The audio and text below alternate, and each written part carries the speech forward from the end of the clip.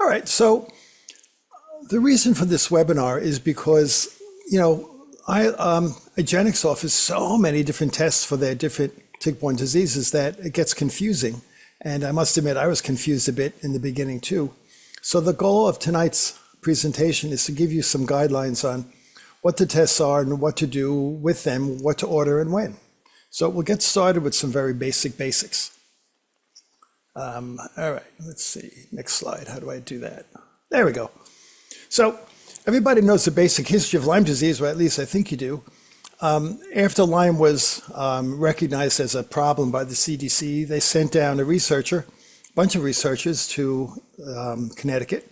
And eventually Willy Bergdorfer came on the scene. He's a tick researcher, and he collected ticks, and he found the spirochete in a tick that he collected from an island off of New York State's coast.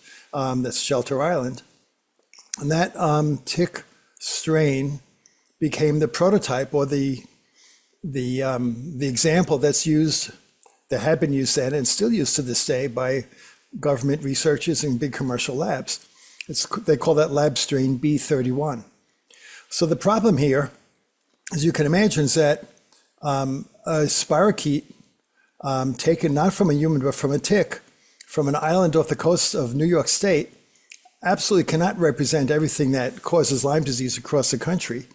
Not only that, but they didn't recognize co-infections then for at least a number of years. In terms of co-infections, a lot of you have seen this slide before. In 2018, IGeneX just surveyed 10,000 of their positive tests. They found babesia, they found Lyme and relapsing fever, borrelia. They found a lot of bartonella, considering that a lot of people still don't think it's tick-borne, but now we know that it can be.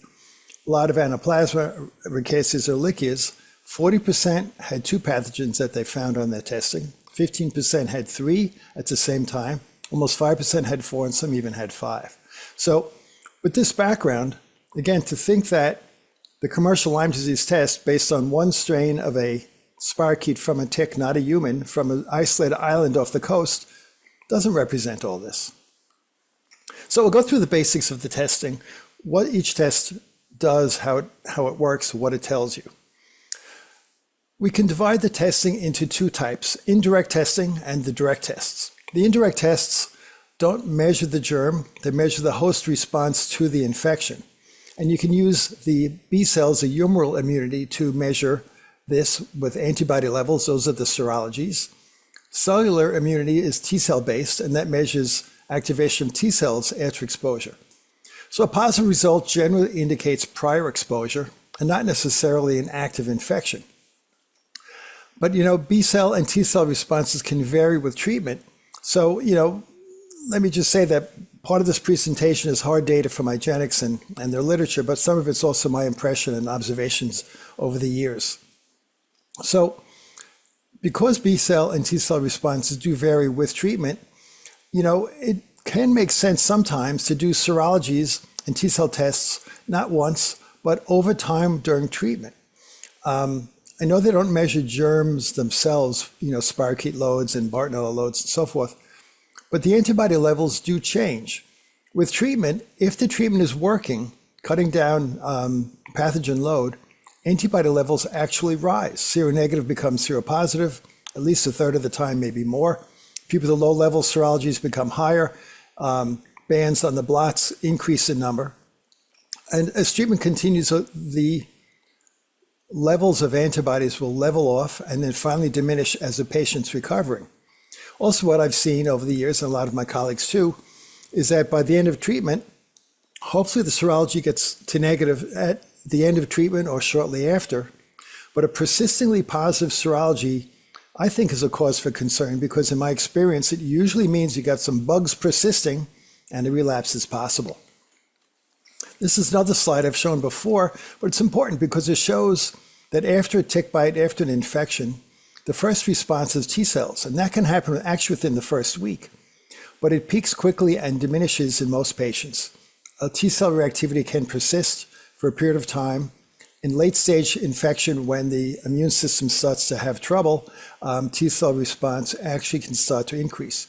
And you find a paradoxical relationship between B cell and T cell responses. People who are very sick and have a low B cell response or low serology can have, on the other hand, a high T cell response. So the T cells respond first.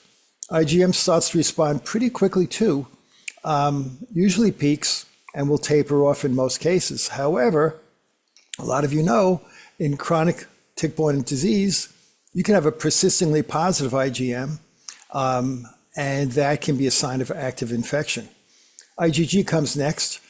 Peaks will stay high, diminish, it depends on the clinical situation. But the important point to know, though, is that some people never develop a mature IgG response, and they either stay IgG negative or the IgM stays positive in the absence of IgG. The importance of this is the Lyme infection is known to do that. Borrelia is known to cause this lack of epitope switching from M to G. And when that happens, that's a sign the infection is pretty aggressive, pretty active. Over time, as I'll talk about a little bit later on, as treatment is working, the IgM response will diminish and IgG will start to become positive. The other important thing to note is that with old-fashioned serologies like IFAs and ELISAs, even Western blots, a positive IgM can be a false positive because some viruses and other bacteria will cause a positive IgM and mimic a Lyme IgM. So a lot of people had thought, especially people from more conservative groups, thought that you can ignore a positive IgM if it's persisting, but I'll show you why that's not true when it comes to the IGeneX testing. So with indirect testing, except in very early treatment time, antimicrobial treatments generally don't affect results. In other words, if someone's on antibiotic treatment or herbal treatment or both, you can still do a serology. It's not going to really affect it. The only exception is that in very advanced disease, when there are high pathogen loads, the pathogens bind the antibodies. It's antigen excess. And when the antibodies are bound, they're not free to be picked up by a serology.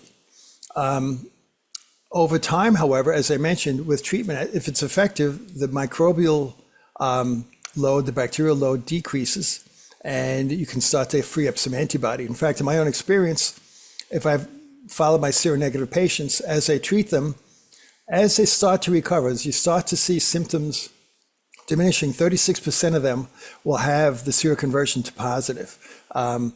This applies mainly to serologies and not so much the T-cell-based assays. Now, serologies are always the first choice, well, not always, but often, because they're readily available, can get results pretty quickly, and they're the most commonly prescribed ones for that reason.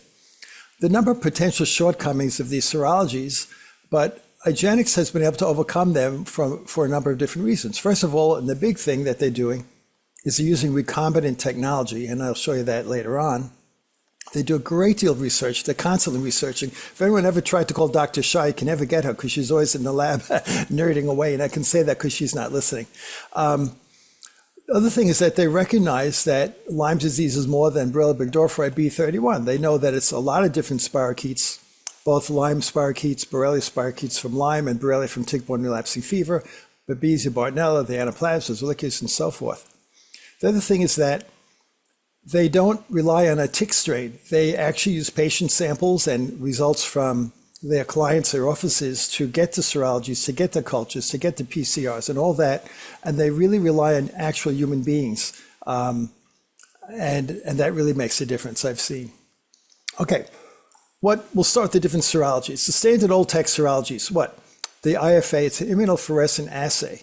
What they actually do, and this is neat because I've seen it, they bind the organisms to a slide. In other words, you take some Borrelia and you dry them on a slide. Then they add patient serum, and they will, if their antibodies are present, the serum will bind to the organism stuck on the glass slide. Then you use a fluorescent dye that'll bind to the human antibodies, and you look under the microscope. Now, that's like very low-level technology. It's read manually. You have to sit by a microscope and read it. It's subject to a lot of technical issues like the age of the light bulb, believe it or not, operator error, and so forth. And false positives, false negatives, as you can imagine, have been seen pretty frequently. Generally thought sensitivities vary 50 to 70% for Lyme. Specificity can easily be less than 75%. And because you're testing one organism at a time, it's single species per test. Also old tech is the ELISA. enzyme-linked immunosorbent assay. Basically, it's an automated IFA. They recognized back in the early 80s that you can't have someone with a microscope to get everybody's slide for 10, 20 minutes. So they basically put that technology in a machine that reads them. So really, it's still an IFA. It's just, a little bit more consistent because you have a machine, not a human being doing it. But again, it's single species, not very accurate. Nowadays, you have some labs doing what are called microarrays, which is basically like an ELISA with a lot of different wells, but the difference is that they might use multiple wells to test an individual specimen, but usually it's one species at a time. And again, the accuracy is that of the ELISA, 50% to 70% for Lyme. Specificity varies, 70%, 80%, sometimes a little bit higher. Western blot.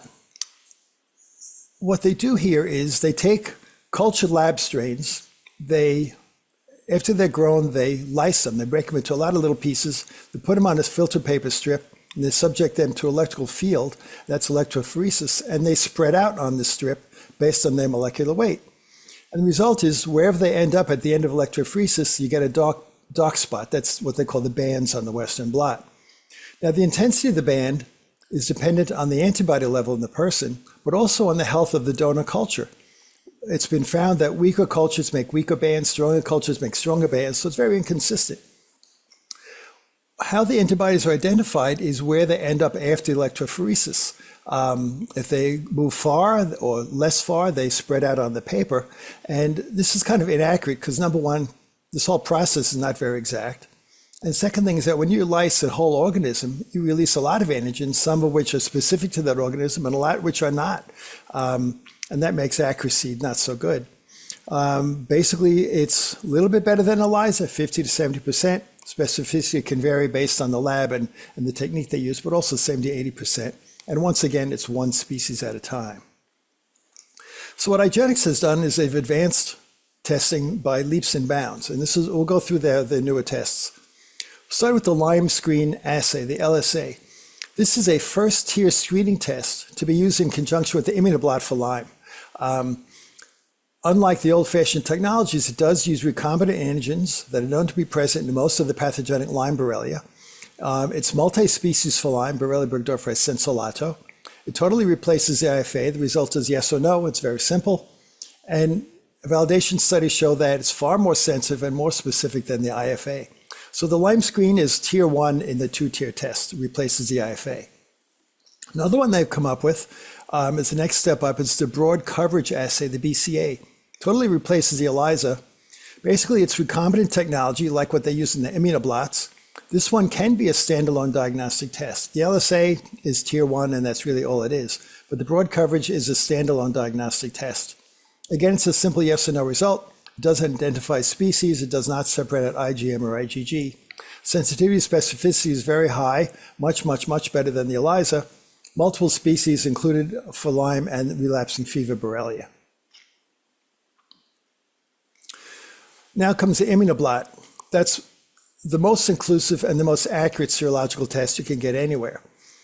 It includes a large number of recombinant antigens from multiple species and multiple strains so that you're really getting comprehensive detection at the highest accuracy.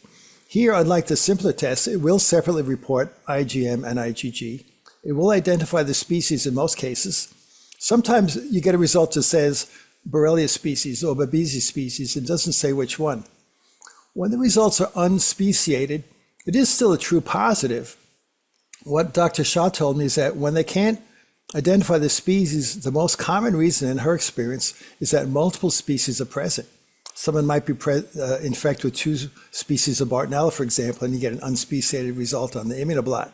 Or maybe an atypical organism or an atypical host response. But if you see one that doesn't name species, that is still a positive test. Do not ignore it.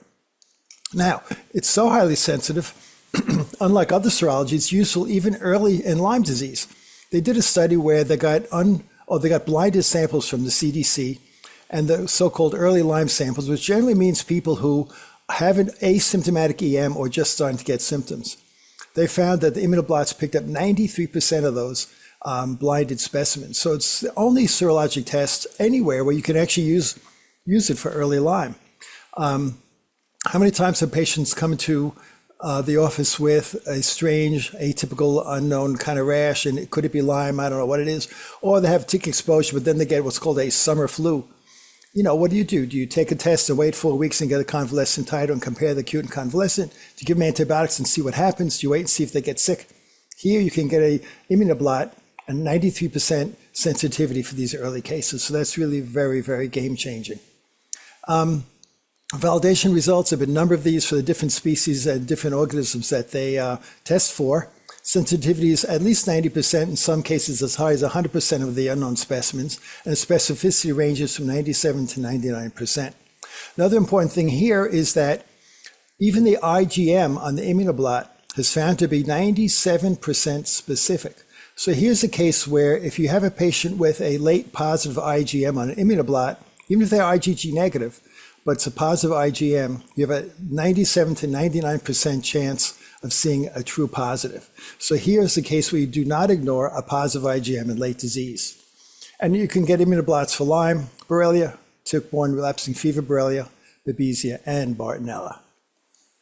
Just to show you the difference, on the left is a Western blot. You can see these are the so-called bands. Some are very easy to pick up. Some are kind of, I don't know if that's positive or not. This on the far right of it is the control strip. And I find it very hard to kind of separate out all the different bands to know what's going on. I mean, for example, how do you line up this thing? Is it 94? What is this one? I don't know. This is an immunoblot. The difference is not only is it recombinant, but the antigens don't come from lysed organisms that are just spread out through electricity. They actually are individual antigens that are chemically created in the lab, and they are printed using a type of an inkjet printer. So where they end up has nothing to do with electrophoresis. It's specifically where they put it. How dark the band is doesn't depend on a culture or something. It is based on how much they spread on the paper. So it's much, much more accurate, much, much cleaner. I mean, look at this compared to this one. I mean, there's no comparison. All right, another indirect test we'll close on is the T-cell response assay. IGeneX calls theirs the IGeneX spot. It measures cellular immune response. A positive test result indicates exposure to a pathogen. As I mentioned before, the cellular immune response develops much earlier than that of the humoral, so you can see a T-cell test positive earlier than you do with the serology. And the two are independent of each other. In other words, you can have a patient who's seronegative, but will have a positive T-cell response.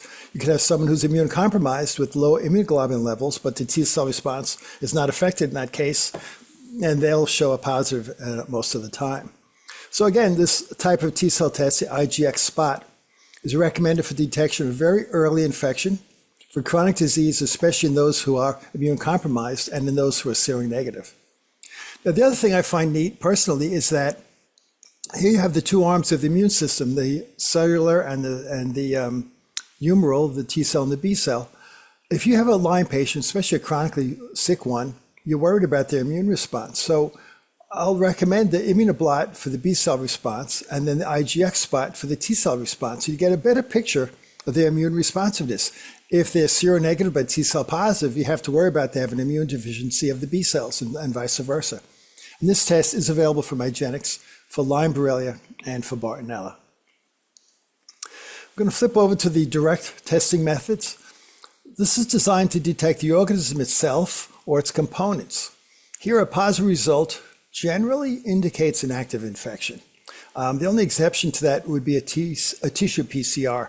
You can get a positive PCR result from mummies, sometimes from fossils. And so obviously that may not reflect a living organism. Turns out that DNA may stay in tissues if the conditions are just exactly right over a long period of time. In the bloodstream, though, there are DNA aces and other enzymes that break down DNA. So a positive PCR in the blood generally does reflect an active infection, or at least a recently active infection, whereas a positive PCR in tissues may not. So that's the only exception to that. Now, because direct testing methods measure the pathogen itself, it's best to do it before treatment begins, because treatment does decrease pathogen load if it's successful treatment, and the direct tests become less sensitive. Or if they're on treatment and they're having a big symptomatic flare, or they're having a flare when you maybe pause the treatment or stop for a period of time, that's another good time to do a direct test. As I said, antimicrobial therapy can decrease the pathogen load and decrease the test sensitivity. The one exception to this, which I'll talk about when I mention Lyme disease again, is the urine antigen test. It's a Lyme blot assay, and that detects Lyme, borrelia, and fragments of the borrelia in the urine. And in this case, antibiotics actually can help the test become more sensitive. So with the direct test, when is sensitivity better? Well, it's very early in infection before full immunity develops. In those who are immunocompromised because the immune system can't contain the bacterial and parasite load, and again in more severe infections when there are just more germs running around. We'll start by the simplest one, and that's the direct blood smear. This is for acute babesiosis only. It's an in-hospital test because it's only really accurate for the first week of infection. It's basically a Guimes-sustained blood smear, just like what they do to do a differential count on a CBC. It's not very sensitive. Limit of detection, the LOD limit of detection, is about 0.5%. What that means is that it'll detect organisms only when greater than 0.5% of the red cells are infected, 1 out of 200. It's only useful during the first week of babesiosis because by then the babesia, they sequester. They go into the spleen, they get into nests within the blood vessels, so they get stuck in biofilms, and the amount circulating does decrease. Here they also detect dead organisms. They can persist for time after treatment, and that was a problem. I know we had outbreaks of babesia in my local hospital, and we would we'd put them in the hospital, we'd treat them, if they were acutely sick, and we'd do babesia counts or blood smears every 12 to 24 hours and look at the parasite load and see if it was going down. But the problem was the load may continue to be high based on their blood smear, even though the patients clinically were getting better. And apparently it was because the parasites could persist even after the treatment killed them. The ghosts remain there and they get picked up with this kind of a test. And there's also this confusion with platelets. The specificity is very much operator dependent on the staining they do, the scanning. It's very labor intensive and time consuming. In my local hospital during babesia season, the lab would give $25 to the tech who was the first one to find babesia. But they would spend 20, 30 minutes per patient, per test, just to look for these things. Big advance over that is the FISH test. It's a fluorescent in situ hybridization assay. Basically what they do is, it's also a blood smear, but instead of just looking with a Guimes stain, they use a kind of a stain that is a probe to the RNA of the organism. And then they fluoresce it. They use a fluorescent dye attached to this RNA probe. And that makes it much more sensitive because number one, you're not looking just at a picture, you're looking at a nucleic acid probe. It's like looking for the RNA. So it's very, very specific. Also, because it's fluorescent and they use a black light in a dark room, it makes it much more sensitive. And published studies show the limit of detection is not 0.5%, it's 0.001%, anywhere from 100 to 1,000 times better than a standard smear. Also, this is the one test that can identify organisms even if they're embedded in a biofilm. And as we know, that's a very big deal for a lot of our tick-borne patients. The other thing here is that unlike DNA, RNA does not persist after the death of the organism. The half-life is a matter of a few hours. So a positive result on a FISH is a strong indicator that there's an active infection at the time the blood was drawn. The IGeneX FISH also has the advantage of being a genus level detection test. So they use RNA that is for the genus of Babesia, not for the species. And this allows them to broaden the coverage. That's very important because there's so many different Babesia species out there that we don't have individual tests for. So by going by a genus level, you're sure to pick up a lot more. And this is available for bartonella as well as Babesia. And here I'll just show an example of that. This came from Dr. Ben Mamoun at Yale. Here is a species level probe for MO1. Here's a species level probe for Denkani. Here's a species level probe for Microti. But here the genus probe, which is what IGeneX uses, when it found all of them. So it'll find this and even more. And as you know, we have others. We have Oticolia, we have diversions, we have Canis that are affecting humans. So using a genus level probe for Babesia makes a lot of sense. Here's some examples of a FISH for Bartonella. And you see how well they show up, much better than if you had a simple light microscope. And all these positives were confirmed by sequencing. So these are true positives. And here you see a true negative, just like the pictures. Another direct test is the PCR. This, as you might know, detects the pathogen's nucleic acid. In the case of tick-borne disease, it's usually the DNA. Unfortunately, in blood specimens, the sensitivity is fairly low because of low numbers of organisms, PCR inhibitors, and so forth. However, it's very highly specific. So if you do a PCR on the blood and it's negative, it doesn't mean there's no infection. But if you get a positive, you really have to believe it because it's very highly specific. Now, I don't know if you know all this, but for Borrelia, what IGeneX does to improve sensitivity is they do actually 4 PCRs. They do PCR on whole blood and on serum, and for each, they detect both chromosomal and plasmid DNA.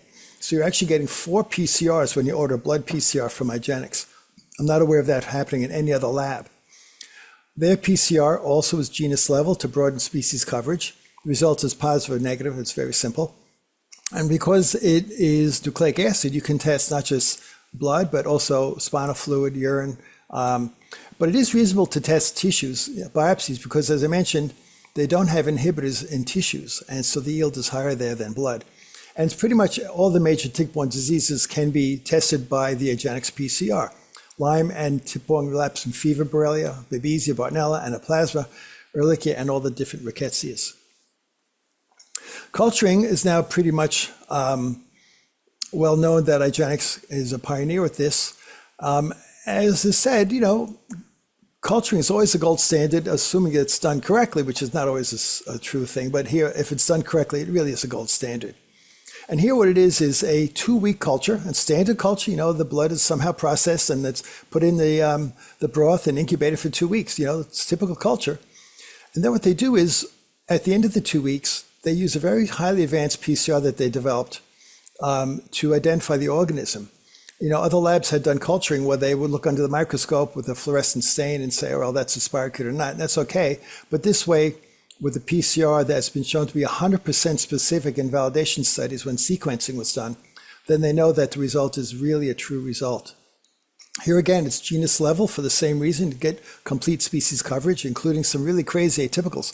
I mean, many of you have heard that I talk about the story where a patient, youngish woman with 1.5 year diagnosis of chronic fatigue syndrome, went through all different testing. No one could find what's wrong with her, and she was just ill.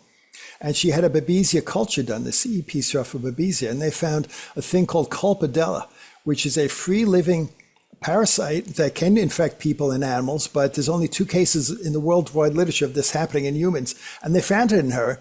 The doctor didn't know what to do for her exactly, but since it looked like a family of babesia malaria, he gave her antimalarials, and she recovered. So, I mean, this is a strange kind of a story, but one that just shows you that this can be a very, very powerful test. They also found canine infections in humans. So it's really good. So it's available for all the major tick-borne diseases, including the rickettsia, just not Rocky Mountain spotted fever. And that's interesting. I said to Dr. Shaw, why not? Because you can get rickettsia typhi, you can get anaplasma rickettsia. She said, well, the government does not allow them to culture Rocky Mountain spotted fever because they want a spiral safety level 4 lab for that. IGeneX is level 3, so they are not allowed to culture Rocky Mountain spotted fever directly. However, sometimes it shows up on the PCR, so it's definitely being found in the patients. The other direct test I want to mention, I talked about before, is the urine antigen assay, urine antigen detection. The picture shows from NIH electron micrograph of a Lyme spirochete in a patient's urine. So you can see whole spirochetes, you can see fragments of the spirochetes of different antigens, and the Lyme urine antigen test takes advantage of that. They call it the Lyme dot blot assay. It's kind of like a reverse Western blot. And it's available for Lyme, Borrelia burgdorferi sensolato, in other words, multi-species of Lyme Borrelia. Turns out that during an active infection, these antigens and even whole spirochetes can be found in the urine.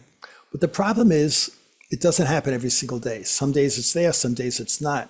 It generally follows symptoms. So during symptom flares, especially Herxham reactions, and during the menstrual cycle just before and during the flow is when you're more likely to see this in the urine.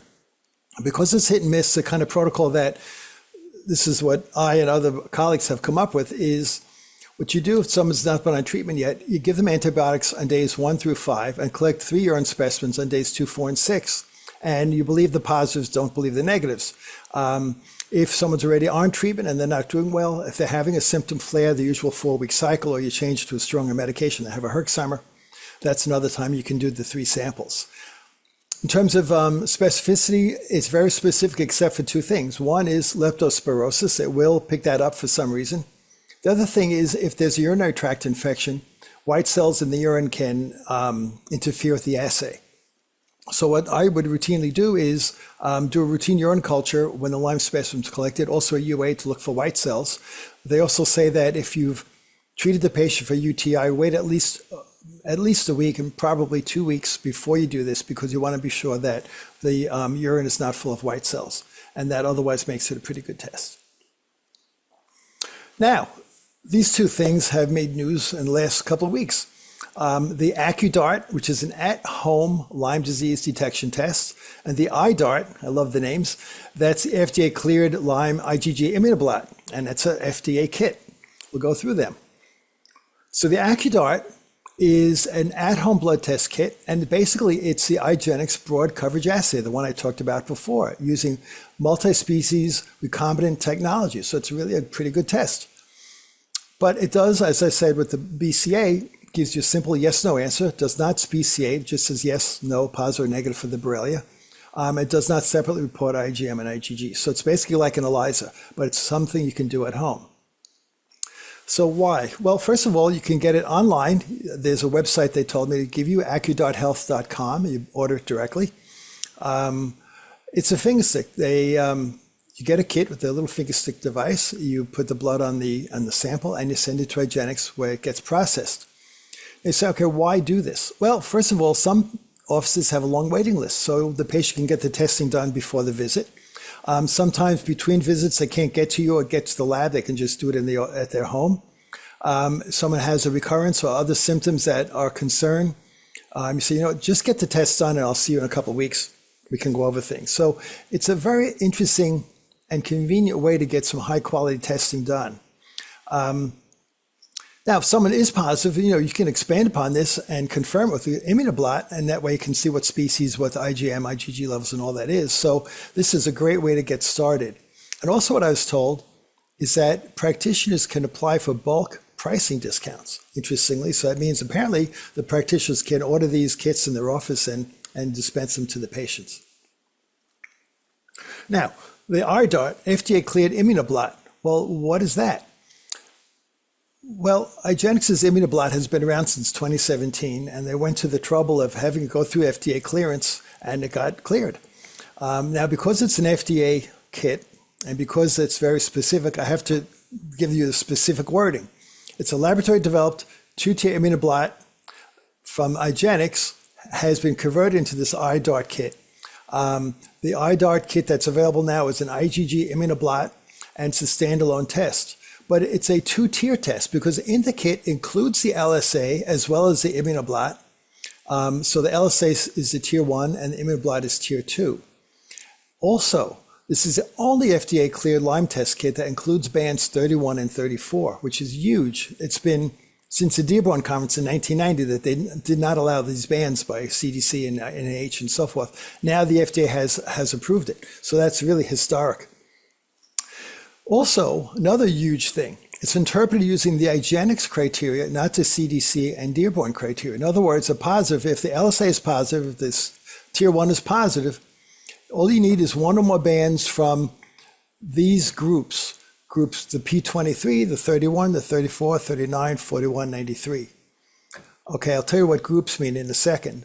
And because it's FDA cleared, it is available for New York State residents. So that's another huge thing. So what is that? So the interpretation, if the LSA is positive, the Lyme screen tier 1 is positive, you have to have 1 or more bands from 2 or more of these groups. Well, it's not just band 23 or band 31, it's group 23, group 31, because look at this. This iDart FDA cleared immunoblot has 31 bands on it. And that includes 9 different 23s, 9 different 31s, 2 39s, 2 41s, and 2 different controls. And why is that? It's because all the different species, not every species has the same 23, not every species has the same 31, and so forth. So could be why in the old days of Western blotting, one lab would give you a positive, one would give you a negative. Maybe they used a different culture strain or something. But here, you've got 31 different bands to choose from, and 9 of the real key ones are 23 and 31, and even 2 P39s and 2 41s. So this is what makes it so much fantastically more accurate and more complete and more inclusive than any other serology. Now, is it available? Well, not yet. What an FDA test kit means is that it's a kit that other laboratories can buy and use. So your local hospital can, when they're available, probably at the end of this year, or later in the end of this year, they can buy the kit and run in their own laboratory. Quest and LabCorp can do it if they want. Will it be covered by insurance? Well, that's up to the laboratory, whether they want to accept your insurance for this. But since insurance is based on FDA, it would be a good argument to say, hey, this is an FDA-cleared test. How come you're not going to cover it? I'm sure there'll be an argument in the beginning, but eventually, if it's FDA-cleared, I can't see them not covering it. But that's not my department. I don't know. All right, second part of this, and I do have some time left, is how we're going to apply this to actual patient care. All right. In other words, when do we do what? Which test do we do? Which test do we order? All right. So Lyme, again, you've seen this slide before. Lyme borrelia overlaps clinically with tick-borne relapsing fever borrelia. There have been a number of clinical studies, I've talked about this before, where people were clinically diagnosed as Lyme. They have all the classic signs and symptoms after tick exposure, testing Lyme negative, but relapsing fever positive. When it comes to Lyme, the one in red, B31, that one came from a tick from Shelter Island, New York, that Willy Bergdorf himself found, is what CDC and FDA and NIH have all used until now. They all still do, except through IGeneX. And that's Borrelia burgdorferi sensu stricto. The whole list of this and more Lyme Borrelia is called Borrelia burgdorferi sensu lato. Okay. Lately, they're trying to call this group borreliella to distinguish it from relapsing fever borrelia, but that's not completely caught on yet. In terms of relapsing fevers, these are the tick-borne ones, this whole list that affect humans in the United States. The 2 in red are what the big labs offer. All the rest are still there and more. The key is that IGeneX testing does cover all of them, not just the ones in red. And that's why IGeneX testing can pick up more. So Borrelia.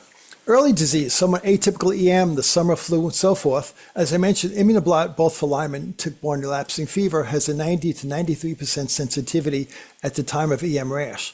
And that, again, is very huge. As I also mentioned, the T-cell response test, the IGeneX Spot, is also very sensitive early on, can get a positive within the first week, actually. And that's available for Lyme Borrelia. And the culture, the CE-PCR, is also a good choice because early on in the infection, the spirochetemia is higher before the immune response develops and matures. And that's, again, it's available for all the major tick-borne diseases. But if you're thinking about Borrelia, you want to do Lyme and tick-borne relapsing fever both because they can present exactly the same and you don't want to miss it. So for disseminated Lyme, but not necessarily chronic, someone sick for a number of months, less than a year, who have otherwise intact immunity, the immunoblot is the first step. You can increase the yield by adding a direct test to CE-PCR or the urine antigen assay. Newborns, patients with access issues, the Lyme urine antigen test, the Lyme.blot assay has always been my favorite for that, and I'll show you the protocol for pregnancy in a moment. In chronic Lyme, people with prominent co-infections and immunocompromised, these are patients whose immune response has been damaged, has been inhibited. So you need to do more than one test. You really want to do a direct and an indirect test. The best indirect test, as you know, is the immunoblot. The most sensitive and broadest direct test for Lyme Borrelia and relapsing fever Borrelia is the culture. And studies have shown that, in this group people have antigen excess, you may not have positive antibody tests, or people who have a defective humoral immune response, these people do have a higher germ load, higher Borrelia load, and you can get a better yield on the culture. Another combination is immunoblot and IGeneX T-cell test because, again, you get both arms of the immune system. And to this, you can always add the urine antigen assay. If the situation favors it, so in other words, ongoing symptoms, episodic flares, As I said before, when the symptoms are increasing, you can add this. And it really is very helpful. Another use I found for this, interestingly, and this is an aside, husband-wife, partners, where one has Lyme and obviously, infected and test positive in the whole thing, and the spouse says, I'm fine, nothing wrong with me. They're the ones who may not be seropositive, but they're carrying it and may be transferring back and forth between partners. And that's when a urine antigen test, in my experience, really can help the so-called asymptomatic partner who's usually stoic and trying to deny the whole thing. But that's a very good test because it's a direct assay. You can do a quick 5-day course of antibiotic. It's a 3 urine tests. No bloods, injections involved, blood draws, can be collected at home and sent in. So it's another really good time to do that test. Now, for babesia, they're notoriously difficult to detect, as a lot of you have found out. The circulating organisms rapidly decrease after the infection. They sequester in organs, in blood vessels, in biofilms, so the direct testing is not as good as it could be. The immune response, because this is immunosuppressive, this infection, also can be suppressed, and the indirect test can be impaired. So you have both parts of the testing arms kind of inhibited. The other thing is that there are multiple species present, including some really strange ones. So you really want to get the broadest coverage. And the only solution here is to really combine the methods to achieve the highest yield. For an initial infection within the first week, direct smear is useful. Even so, the fish is far better. Immunoblot reactivity may appear within the first 2 weeks. Usually people think it takes 4 weeks to get a serology. Well, the immunoblot is sensitive enough for all the different tick-borne diseases that within the first 2 weeks you start to see positives. The culture also can give a high yield at the beginning and also gives a very broadest range of species detection. Now for disseminated and chronic, again, the most sensitive approach, or sensitive in terms of pickup, is to combine immunoblot and fish and culture. Because, they are stealth organisms. They hide, they know how to sequester, hard to pick them up, but it's so very important because if you ever have Lyme patients just not responding well, you have to consider babesia because 9 times out of 10, you've got babesia present that you didn't otherwise know about, and it's a game changer to get these people treated. How do you increase yield? Again, this is my clinical background. I found that if Lyme borrelia are also present, or even relapsing fever borrelia also present, that's very immunosuppressive, and that could give you a false negative babesia test. So I find that as you treat the borrelia, it starts to allow the immune response to start to recover and heal. And you'll find months into the treatment, you retest for babesia and you can uncover an otherwise seronegative babesiosis. So as I said, if you have these tough to treat Lyme patients and they're just going on with their symptoms despite treatment, consider babesia, retest them from time to time, and you're going to uncover things that might have been hidden for years, literally. Likewise, if clinically you think the person has babesia, even though they have a negative test, and you do decide clinically to treat them for babesia, as the immune system heals, then the seronegative babesia may seroconvert and you start to see it. And as a lot of you have found, because the babesia may sequester, use of fibrinolytics may release these sequestered babesia, making the fish in the culture more sensitive. So these little tricks are things that are good to know, and they definitely can help. Bartonella, another stealth organism. It means that they're very difficult to detect. In fact, if you look at literature, Bartonella are notorious causes of fever of unknown origin and culture negative endocarditis. The big unknowns, you go to the back of the medical journals for the case of the week, and it turns out this is something that they commonly have because it's so hard to pick up Bartonella. Over 40 species exist, actually almost 50 at this point. They keep finding new ones. And co-infections with 2 or more Bartonella can occur at the same time in the same patient. This is also an immunosuppressive infection, rendering the serology less sensitive. And routine blood PCR testing, as an example, a famous article Ed Breitschort was a co-author on, sensitivity of routine PCR was only 6%. That's really pretty dismal, 94% false negative. So basically, all stages of Bartonellosis require comprehensive testing to document this infection. So always you want to test with immunoblot because, broad species coverage, will name the major species, very sensitive, but also because it shows immune reactivity to the infection.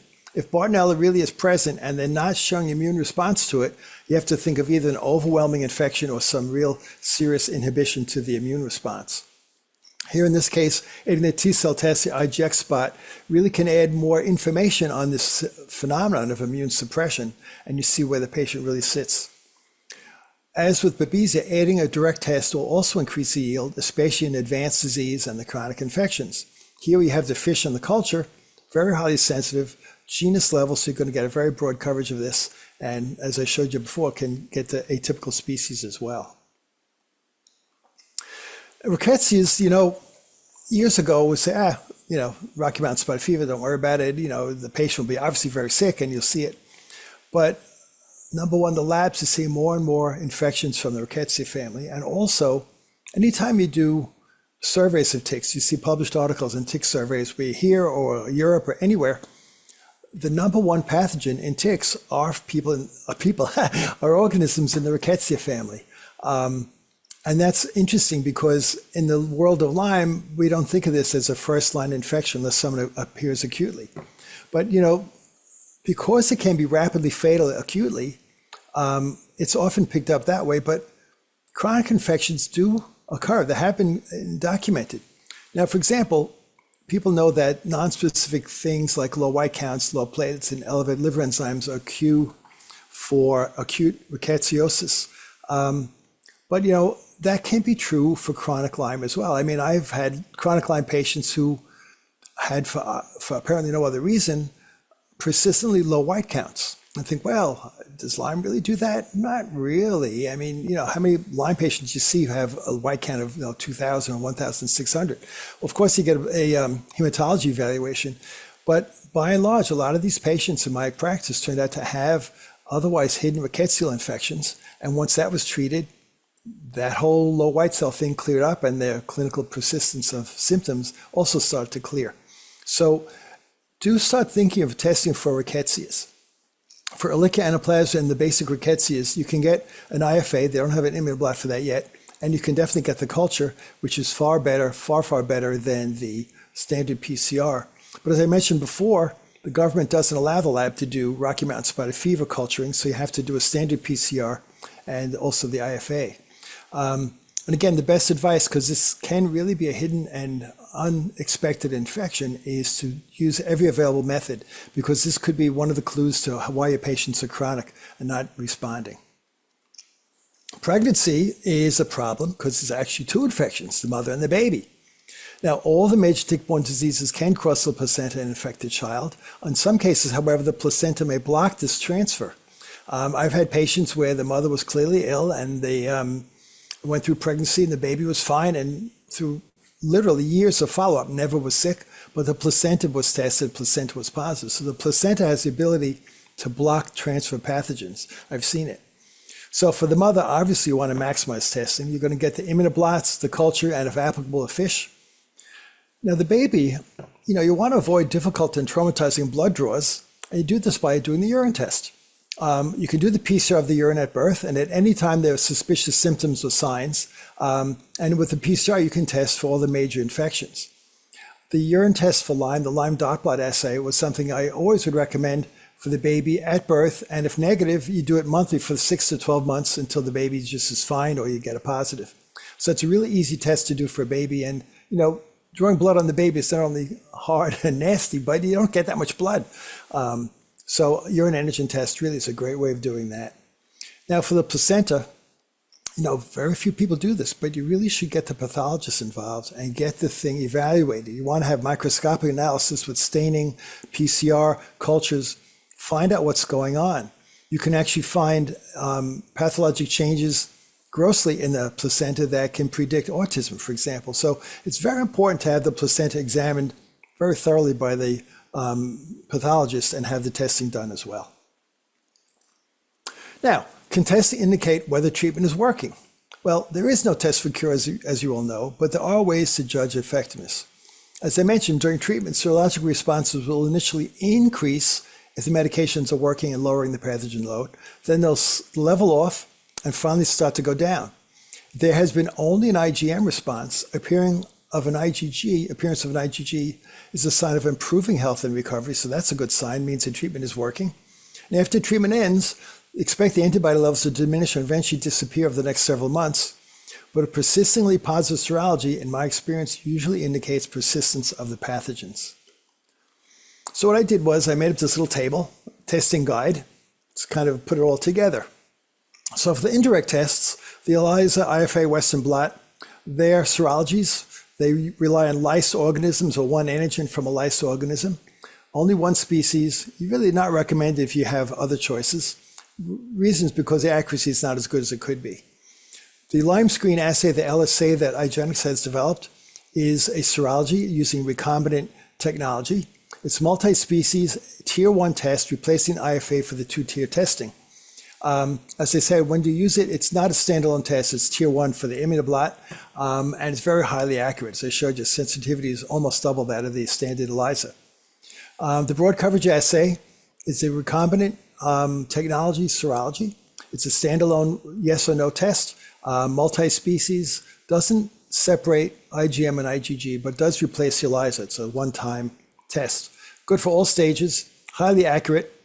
When you see one of these positive, I like to get an immunoblot because I want to see if I can find out what organisms are there, the status of the M and G, so I can follow them serially and see what's happening with their response to help judge the effectiveness of treatment.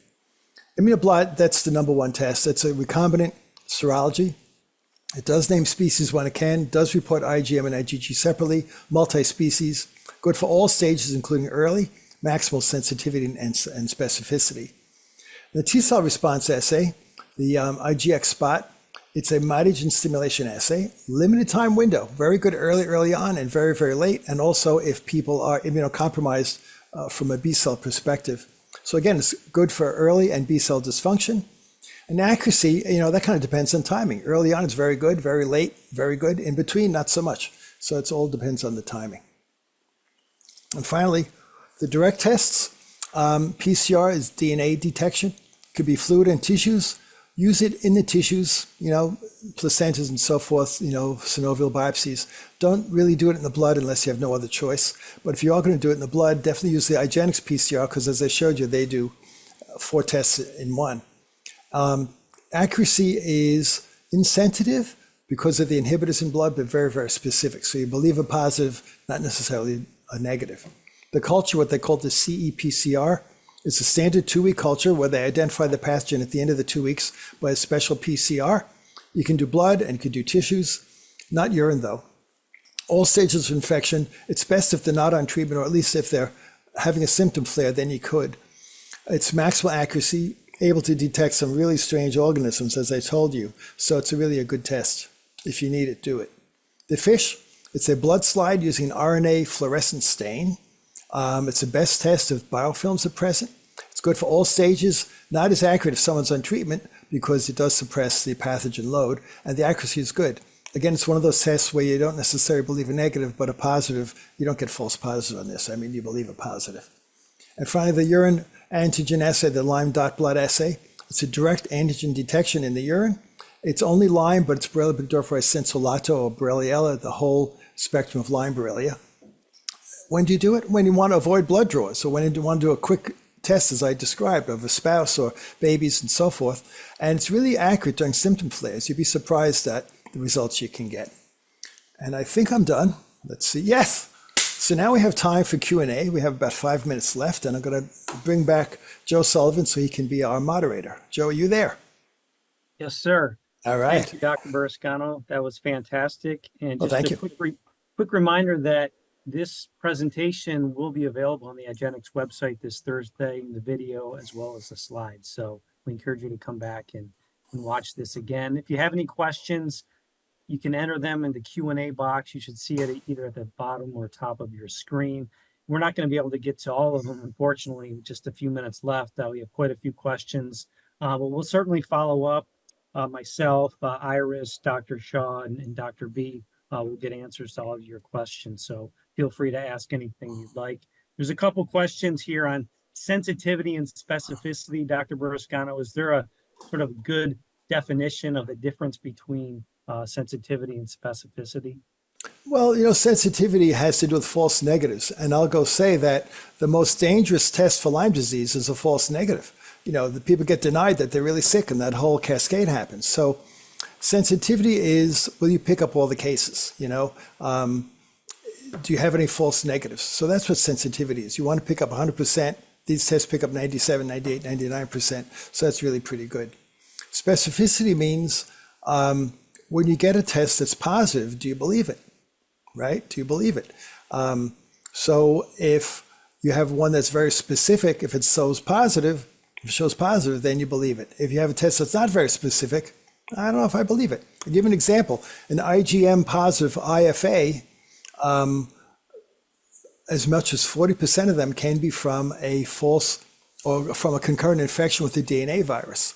On an old-fashioned Western blot, band 31 can cross-react with DNA viruses. Band 41 can cross-react with other viruses.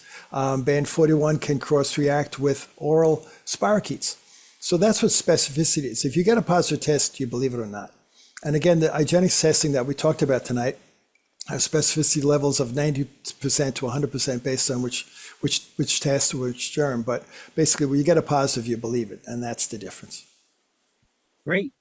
There's a few questions on chronic illness and if there's a recommended test for folks who have chronic Lyme. Well, two things. One is you want to try and define, if possible clinically, if not through the lab, what you think is going on. Is it borrelia? Is it bartonella? Is it babesia? Is it all of them? Is it rickettsia? And then you test based on what your initial impression is. So number one is you want to test broadly and inclusively to make sure you're not missing something. And then if it's a chronic patient, you're dealing with a very difficult situation because the infection has established itself. It's learned how to hide from host defenses. It's adapted to the host. The numbers can be low. They can be deep in tissues. So in that case, you have to combine methods. You want to get an indirect test like an immunoblot and a direct test like a fish or a culture to really broaden out what you have in terms of in your arsenal of testing. So again, for chronic, you want to test for a broad number of different co-infections, and you want to use at least two different methods that are complementary. Great. Okay, we'll take a couple more here. If a person has symptoms of Lyme, babesia, and bartonella, but most of the testing does not show anything positive, would you still treat them as if they had these infections? Well, that's a clinical diagnosis. And you have to make that clinical diagnosis, number one, by the patient's presentation and also by being thorough, ruling out other things. Make sure they don't have a virus or mycotoxins or cancer, God forbid. Do a very thorough differential diagnosis. It might mean having them see subspecialists, even though they might ridicule you later, say, oh, I don't believe Lyme disease. But no, be thorough.